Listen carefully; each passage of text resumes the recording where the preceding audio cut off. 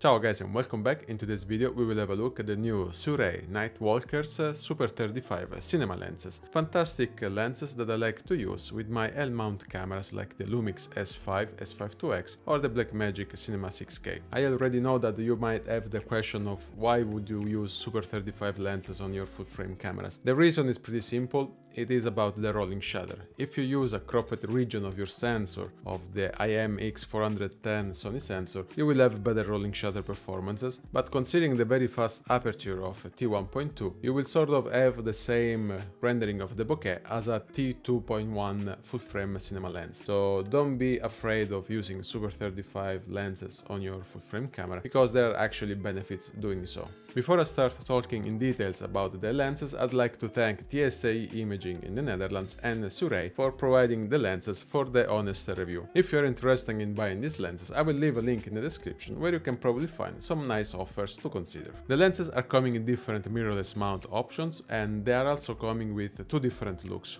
This cool silver, blue and orange look, but also the more traditional black and white look. And for my experience, if you're going to use these lenses in dark scenes, the orange and silver look is not that contrasty, so you can have some difficulties to see the engravings and marks in the lenses if you're filming in a low light situation. So maybe if you're going to film those occasions, consider buying the black and white version, because you will have an easier life. Talking about the build quality of the lenses, these lenses are outstanding.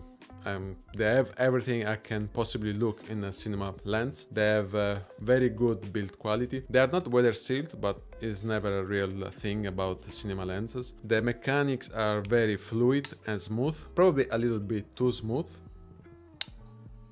especially on the 35mm T1.2, while the 75mm and 16mm T1.2, I feel like the resistance is slightly higher and better for my needs. But that's not a big deal, because these lenses should be used with the follow focus motor that will keep the focus point fixed even if you bump the lens. So that's a minor thing you may consider if you're just going to work handheld, where this is very fluid and you can easily bump and change the focus point drastically. All the lenses are sharing a 67mm front filter thread, so you can easily swap filters in a second, and they all share the same size and weight, so it is pretty convenient if you're going to work with a first SC, where you quickly need to swap lenses on set.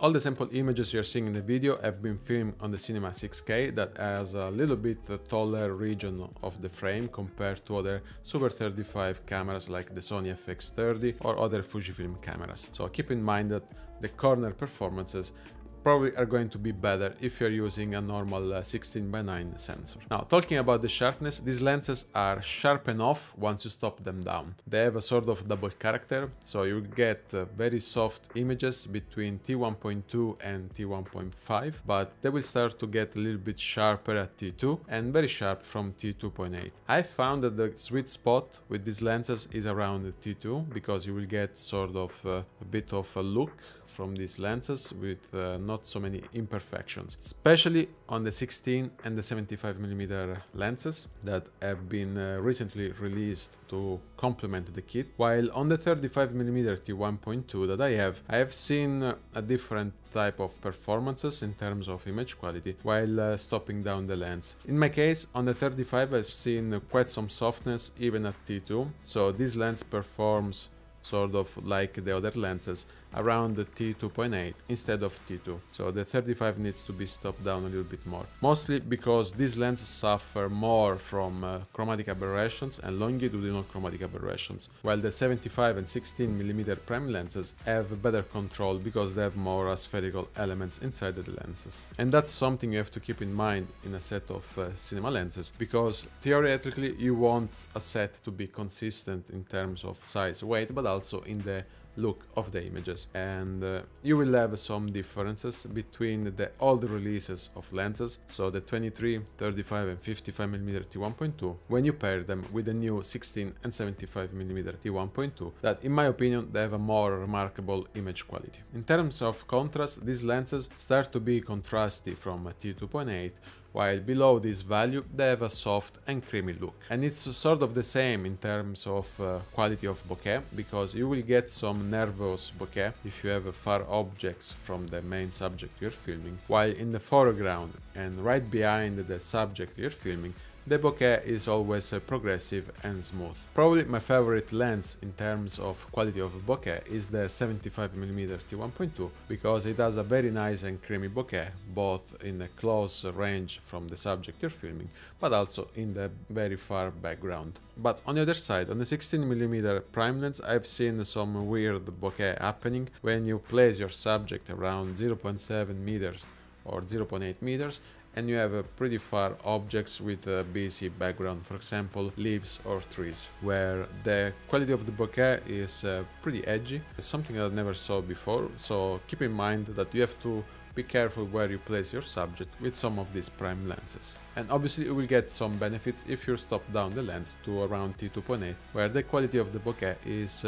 pretty much always soft and good enough. In terms of lens flares and ghosting, these lenses have pretty strong green lens flares that you might like or not, but like you can always control the lens flares and reflections with a matte box, so it's not a big deal. It's just if you like to play with lens flares, keep in mind that you're going to get pretty strong green lens flares with these Sirui Nightwalkers. Talking about the price, these lenses have an incredible value for money because they're going for less than $400 each.